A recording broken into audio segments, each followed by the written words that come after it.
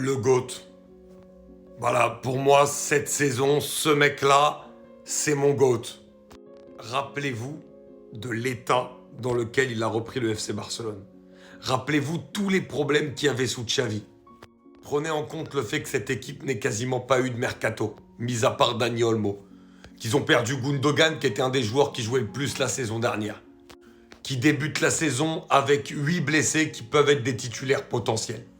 Et le changement drastique de niveau, d'implication, de travail et de mentalité en si peu de temps, c'est tout simplement exceptionnel.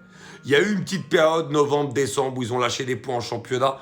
Depuis janvier, ils sont revenus à un niveau exceptionnel. Regardez le nombre de fois où Hansi Flick, avec le Barça cette saison, a marqué plus de 4 buts dans un match. 15 fois. Plus de 5 buts dans un match.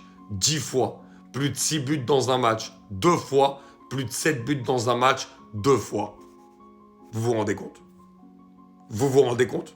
Et surtout, ce qui est exceptionnel, c'est le travail qu'il fait aussi avec les remplaçants.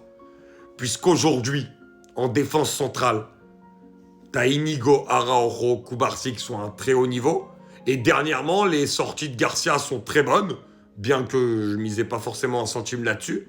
Gérard Martin, qui était énormément critiqué en début de saison, quand il rentre à la place de Baldé depuis janvier, c'est bon. Au milieu de terrain, il y a 8 joueurs pour 3 places, tellement ils sont tous bons. Ferran à la place de Lewandowski, c'est très bon.